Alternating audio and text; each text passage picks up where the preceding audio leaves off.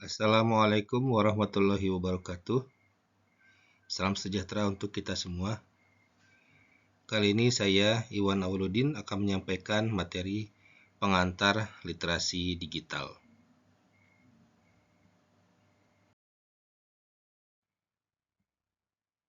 Baik, kita mulai dengan definisi literasi digital. Jadi, kedua kata ini bukan merupakan bahasa asli Indonesia. Keduanya merupakan kata serapan dari bahasa asing ya.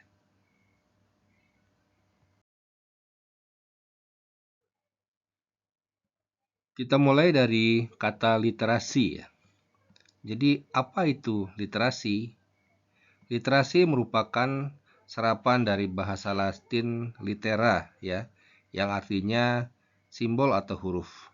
Jadi awalnya literasi itu hanya berkaitan dengan kemampuan membaca atau menulis. Jadi kalau orang yang literate dulu berarti orang yang bisa baca atau tulis. Sedangkan orang yang illiterate ya tidak bisa baca dan tulis, atau kita sering juga sebut sebagai orang yang buta huruf.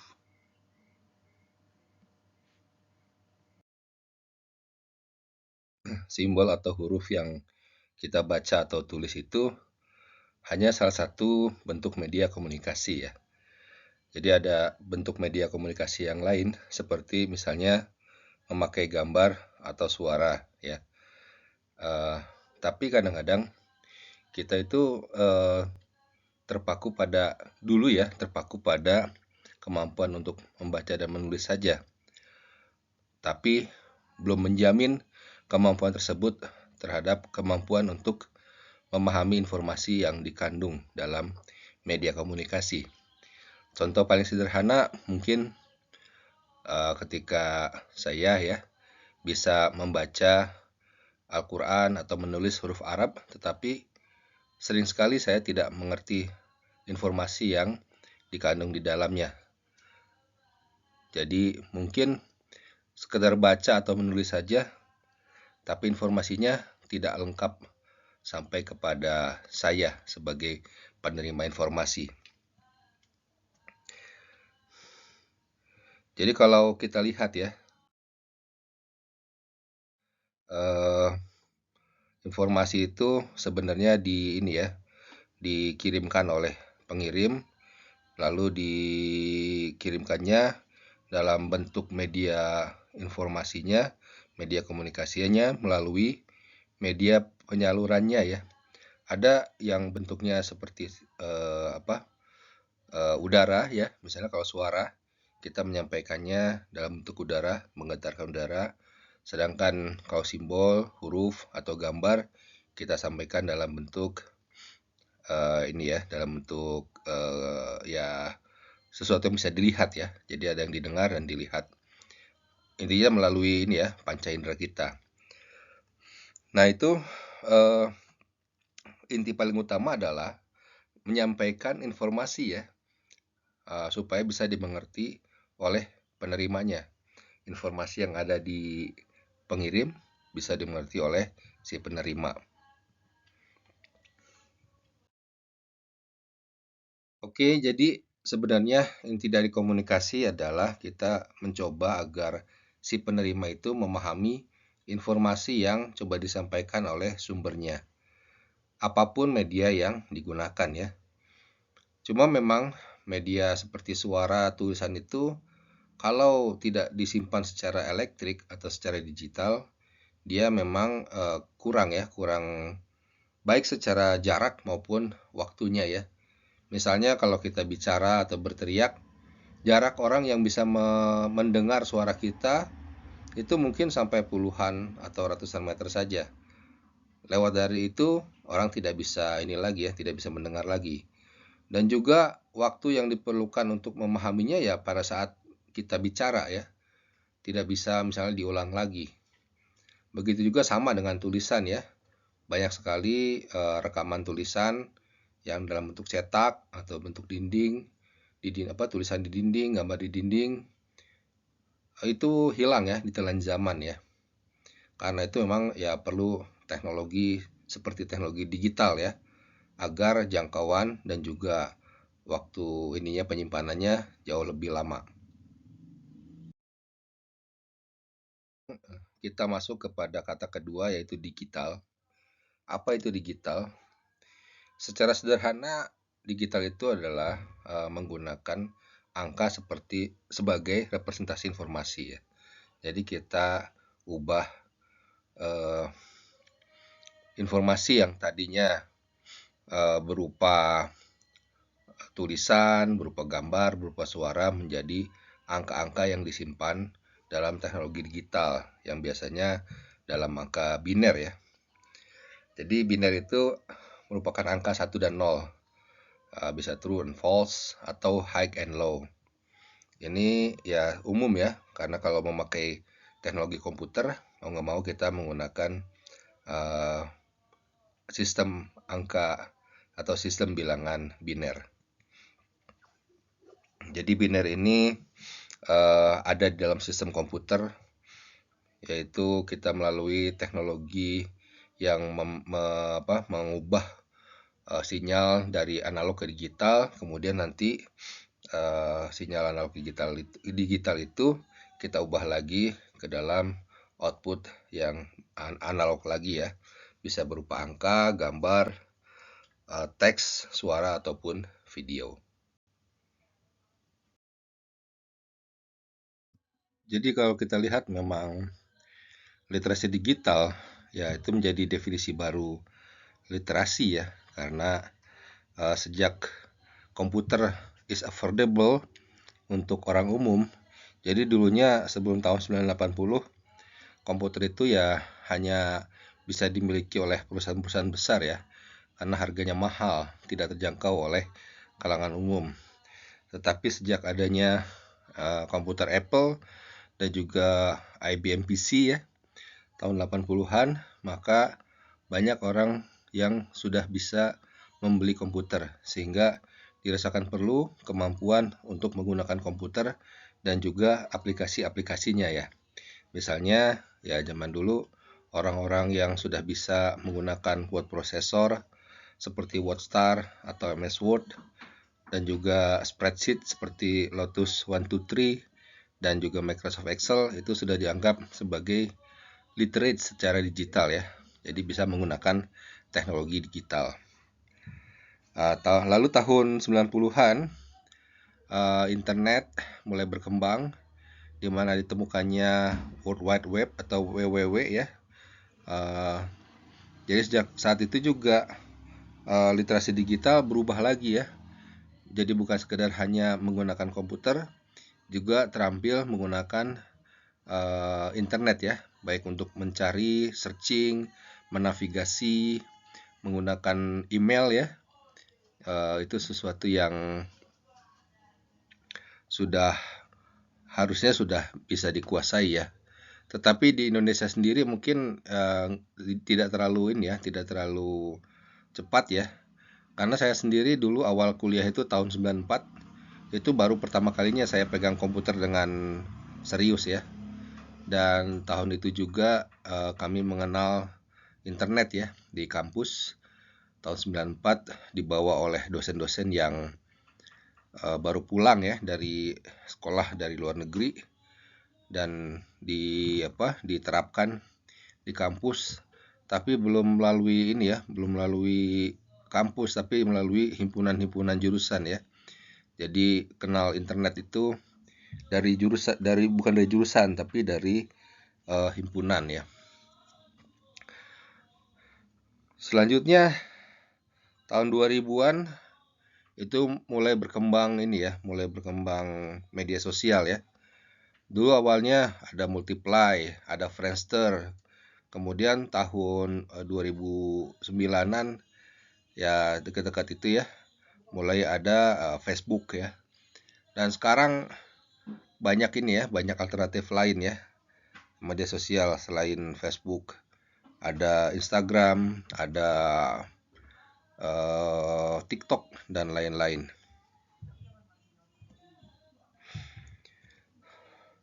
Nah, menurut UNESCO, jadi ada definisi baru ya literasi digital, yaitu kemampuan menemukan, mengevaluasi, membuat dan mengkomunikasikan informasi dalam lingkungan digital. Jadi bukan sekedar hanya menggunakan saja, tapi ada ini ya, yang krusial adalah mengevaluasi ya, dan juga ini ya, membuat sekarang mungkin ya banyak orang sudah bisa menjadi content creator ya secara digital. Lalu kenapa Polban sebagai institusi pendidikan mewajibkan semua mahasiswanya mengikuti mata kuliah literasi digital? Jadi ada banyak ya alasannya. Jadi setidaknya mungkin kita sebutkan di sini ada 5 lah ya. Yang pertama, menghadapi arus informasi yang melimpah, kemudian melindungi privasi dan keamanan diri, meningkatkan keterampilan berkomunikasi, menjadi pengguna teknologi yang aktif dan kreatif, dan juga mendukung pembelajaran dan karir ya.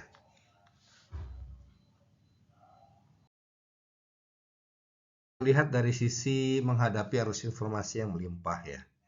Jadi bisa dibilang sekarang hampir semuanya terkoneksi dengan internet ya. Atau ada juga yang bilang Internet of Things ya. Jadi semua informasi itu bisa ini ya, bisa bergerak dengan kecepatan yang tinggi, dengan variasi yang banyak. Jadi formatnya itu berbeda-beda. Misalnya dari ini ya, dari data manusia ya. Orang-orang yang memakai smartwatch bisa mengirimkan data-data detak jantungnya, pola tidurnya, posisinya. Kemudian juga orang-orang yang content creator itu mereka bisa bikin tulisan, bisa bikin video. Nah, itu kan format datanya berbeda-beda ya. Banyak dan juga kecepatan ini ya, pengumpulan informasinya sangat tinggi ya. Karena hampir ratusan sampai ribuan terabytes dalam sehari bisa terkumpul dari konten-konten yang dibuat oleh manusia maupun mesin ya. Dan mungkin kita seringnya mendengar dalam istilah ini ya, big data ya. Informasi ini ada yang memang secara sadar dikirim, ada juga yang tidak sadar ya. Jadi ya inilah yang mungkin harus jadi perhatian ya. Kita harus bisa memilah dan memilih bagaimana dari informasi kita yang ingin dikirimkan ke internet. Karena begitu terkirim ke internet, agak sulit ya mengambilnya kembali atau menghapusnya. Bahkan orang sering bilang itu adalah ini ya, adalah jejak digital yang sulit dihapus. Bahkan bisa dijadikan ini ya, kadang-kadang dijadikan bahan untuk menjatuhkan orang lain atau menjadi bahan bukti di ini ya, di kasus-kasus legal ya. Ya kadang-kadang misalnya iseng aja karena kita mau mencari likes ya, kita kirimkan berita yang ini ya, meme lucu, misalnya yang kemarin itu ya, yang kasus baru-baru ini yang ada bendera bajak laut ya, mungkin lucu-lucuan aja awalnya ya supaya mendapatkan likes gitu dari teman-temannya atau dari orang lain, tapi ternyata ada juga yang menganggapnya jadi serius ya. Jadi ya respon orang memang beda-beda dan kita tidak bisa mengendalikannya ya. Yang kedua mungkin ini ya, kita harus bisa melindungi privasi dan keamanan diri. Karena kadang-kadang tidak sadar, baik secara ini ya, memang disengaja orang supaya kita tidak sadar misalnya ya. Ada orang-orang yang sengaja membuat pengumuman penerimaan karyawan di BUMN gitu. Diharapkan mengirimkan KTP, ijazah, dan data-data pribadi lainnya ya. Ya kita mungkin kalau yang sedang mencari kerja tidak pikir panjang ya. Jadi diminta kirim aja. Padahal mungkin bisa jadi si pengumpul datanya itu bukan resmi dari tempat yang merekrut karyawan ya.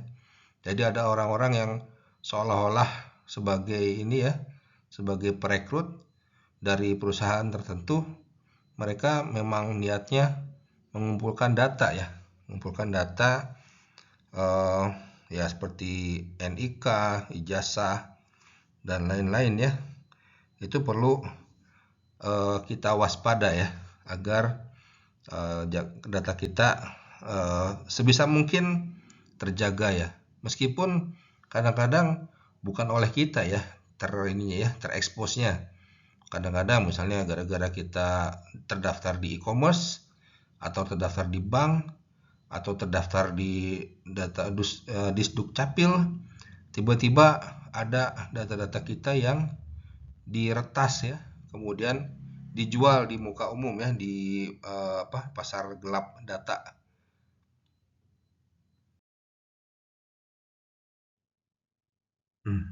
Oke, yang ketiga, Polban ingin Anda supaya meningkat ya keterampilan berkomunikasinya. Karena ya teknologi digital ini akan dipakai terus ya, baik nanti saat Anda kuliah maupun saat Anda kerja ya. Jadi sebisa mungkin kita itu harus bisa menggunakan ini ya, menggunakan teknologi digital secara ini ya, secara dewasa ya. Jadi harus efektif, sopan dan bertanggung jawab. Efektif itu ya artinya kita harus bisa belajar menulis pesan atau menelepon dengan efektif, tidak terlalu bertele-tele. Kemudian juga dengan bahasa yang sopan ya. Misalnya berhadapan dengan teman tentu berbeda dengan berhadapan dengan dosen atau bos ya, atau atasan gitu. Jadi kita harus belajar inilah ya, belajar sedikit diksi ya. Diksi itu ya pemilihan kata, kapan kata-kata tersebut bisa digunakan dan tidak bisa digunakan. Dan juga kita harus bertanggung jawab ya. Karena kalau kita ini ya sudah mengirimkan sesuatu ke internet, itu agak sulit ya untuk untuk menariknya kembali ya. Mungkin sekarang beberapa tools ya seperti email atau seperti WhatsApp ya, itu ada fasilitas untuk mendelete ya, kemudian juga mengedit. Tapi untuk kebanyakan yang lain itu tidak bisa ya, tidak bisa diedit atau di-delete, apalagi kalau sudah lewat dari sekian waktu ya. Dan ya itu ya harus berhati-hati ya.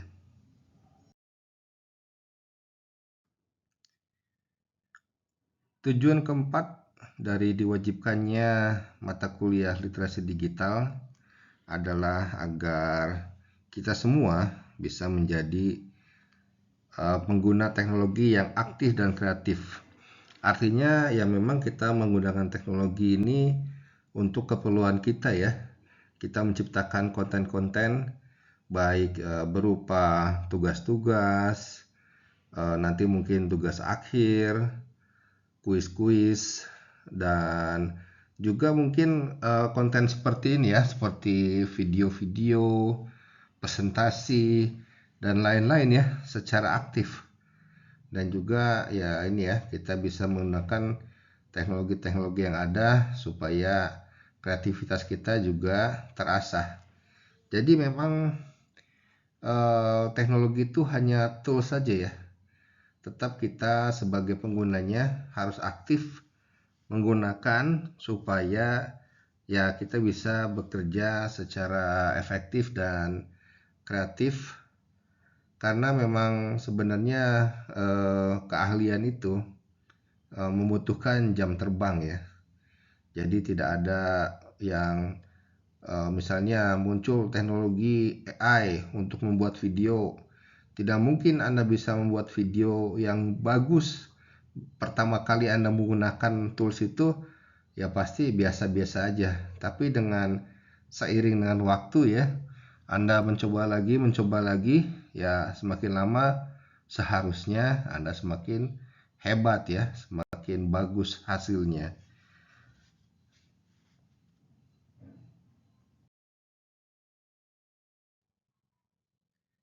Yang kelima,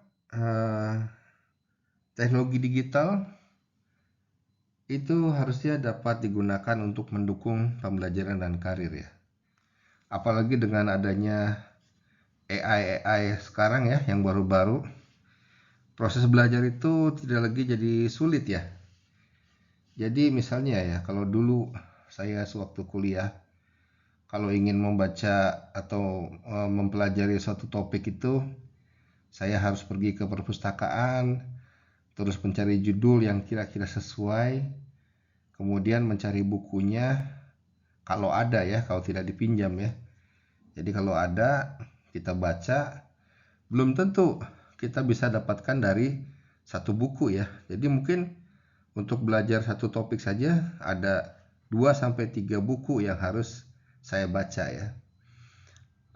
Sementara sekarang ya dengan teknologi mesin pencari, teknologi GPT ya, kita tinggal ini saja, tinggal tanya ya, tinggal pakai prompting, tanya topik apa, nanti dia bisa keluar ya, keluar ininya ya, keluar jawabannya ya. Meskipun ya tidak selalu benar ya. Jadi harus hati-hati juga ya. Tidak selalu hasil yang dikeluarkan oleh AI atau teknologi digital itu benar. Makanya perlu ada evaluasi ya. Bisa dibilang ya ini kayak semacam inilah ya. Semacam personalisasi ya.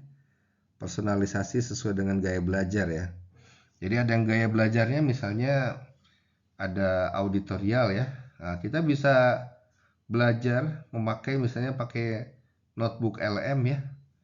Nah, kemudian kita bisa minta dibuatkan ininya ya, audionya ya, dalam bentuk podcast. Nah itu buat orang yang auditorial atau yang lebih mudah belajarnya dari mendengar, dia akan lebih mudah ini ya, memakai tadi ya teknologi AI yang mengeluarkan suara. Ada lagi yang memang ya dia bisa belajarnya visual ya, melalui instruksi, melalui buku ya. Ini ya bisa misalnya memakai video YouTube ya. Cuma mungkin kalau untuk yang di politeknik di mana keterampilan ini ya, keterampilan fisikal juga penting ya, memang ada beberapa yang tidak ini ya, tidak bisa digantikan ya. Misalnya dari teknik kimia tidak mungkin sesi lab digantikan dengan hanya menonton saja. Anda harus tetap masuk ke lab untuk percobaan ya, melakukan eksperimen. Atau misalnya di mesin atau di refrigerasi itu harus praktek pengelasan. Tidak mungkin jago pengelasan kalau cuma sekedar nonton videonya saja ya. Jadi harus tetap ini ya, harus tetap dilengkapi dengan yang fisikal ya. Tidak cuma sekedar mencari atau belajar dari dunia maya ya. Tapi memang ini benar ya, dengan teknologi yang ada sekarang bisa personalisasi ya. Yang dicari itu jadi lebih mudah daripada dulu saya harus cari buku ya. Sekarang cuma tinggal tanya ke ini ya, ke ChatGPT, ke Gemini atau yang lainnya ya, seperti DeepSeek. Ya tanya saja sebuah topik, nanti dia akan menjelaskan ya. Bahkan kita bisa minta ini ya, contoh-contoh soal, kemudian bisa minta diajari bagaimana cara menyelesaikan soal-soal yang dikasihkan oleh dosen-dosen ya kepada ini Gen AI, ChatGPT dan lain sebagainya. Nanti pun di karir ya mau nggak mau Anda harus terampil ya menggunakan teknologi digital ini ya, karena ya saingan Anda juga menggunakannya ya. Ya nggak mungkin misalnya Anda nggak belajar ChatGPT gara-gara wah tidak ini ya, tidak natural. Sementara saingan Anda bahkan yang dari ITB pun, dari perguruan tinggi yang terkenal di dunia pun, itu juga sudah belajar ya Misalnya saya pernah ke RMIT, di sana itu ChatGPT itu jadi tools yang seperti wajib ya. Jadi semuanya dari dosen sampai mahasiswa menggunakan ChatGPT. Jadi kalau kita tidak menggunakan, ya kita akan tertinggal ya. Apalagi kalau tiba-tiba orang lain sudah sudah lebih advance ya. Misalnya adik kelas Anda yang sekarang masih SMP, SMA, mereka sudah terampil menggunakan ChatGPT sejak SMP, SMA. Anda baru belajar sekarang. Ya mungkin kalau Anda terlambat, ya bisa jadi Anda akan terlibas oleh oleh saingan-saingan yang sudah belajar terlebih dahulu. Ya di karir juga seperti itu ya. Ya mungkin sekarang belum begitu banyak, tapi nanti pada saat Anda lulus sudah banyak ya yang bisa ya. Dan Anda tidak boleh kalah ya.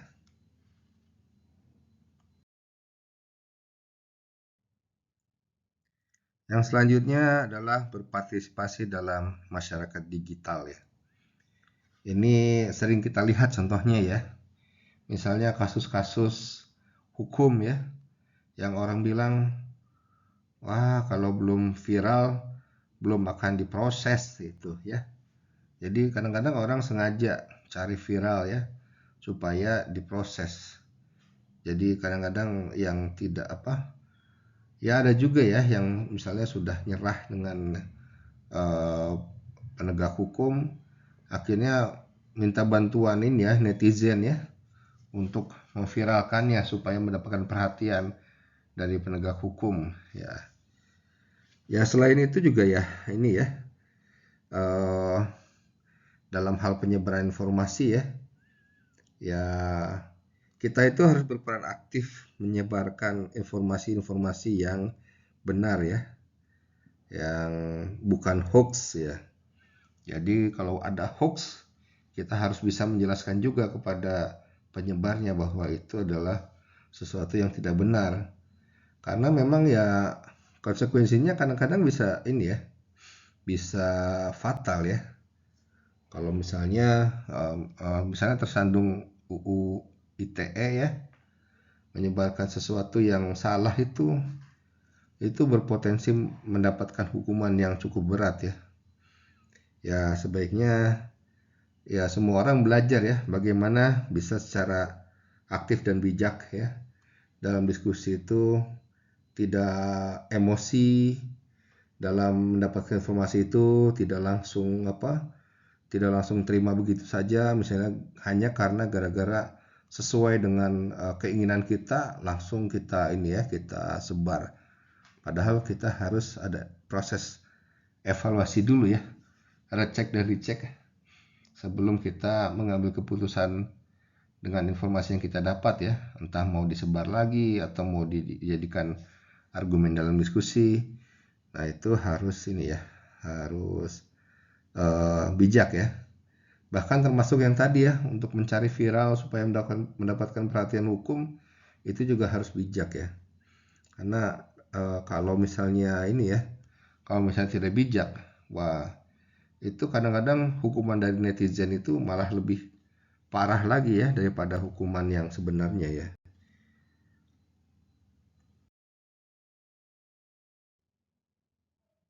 Jadi ada banyak nih yang akan kita pelajari dalam mata kuliah literasi digital ini, dari mulai hardware dan software yang akan dipakai dalam teknologi digital, kemudian juga internet dan teknologi komunikasi teknologi digital, karena ini yang nanti menjadi dasar berjalannya sistem teknologi digital ini, dan tentang produktivitas ya, bagaimana menggunakan tools-tools yang tersedia di di internet untuk mendukung produktivitas kita untuk bekerja sendiri maupun berkolaborasi dengan orang lain ya. Juga kita harus aware terhadap keamanan digital ya. Kira-kira apa saja yang bisa jadi peluang terjerembabnya kita akibat entah nanti ada phishing ada penipuan atau ya yang berbahaya lainnya ya. Lalu juga yang di akhir-akhir mungkin nanti ada tren terkini seperti AI ya, Gen AI, seperti prompting, supaya nanti kita bisa menggunakannya secara efektif, efisien, dan bertanggung jawab untuk belajar dan juga bekerja nanti.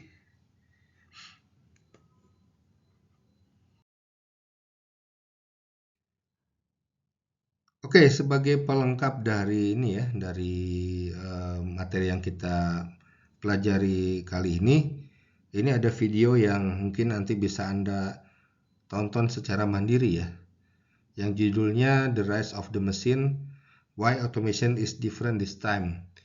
Ini sudah lama ya, sudah cukup lama, sudah 8 tahun, tapi sangat relevan dengan kondisi yang ada sekarang ya, bahwa di dunia kita itu terjadi perubahan-perubahan nih.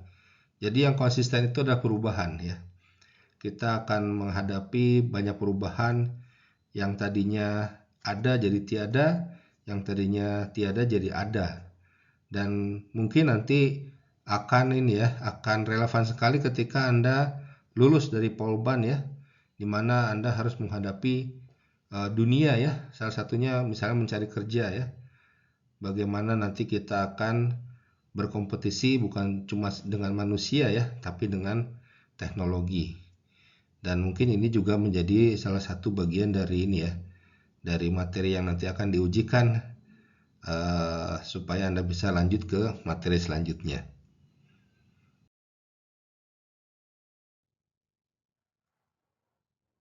Oke, mungkin itu saja yang bisa saya sampaikan untuk materi kali ini.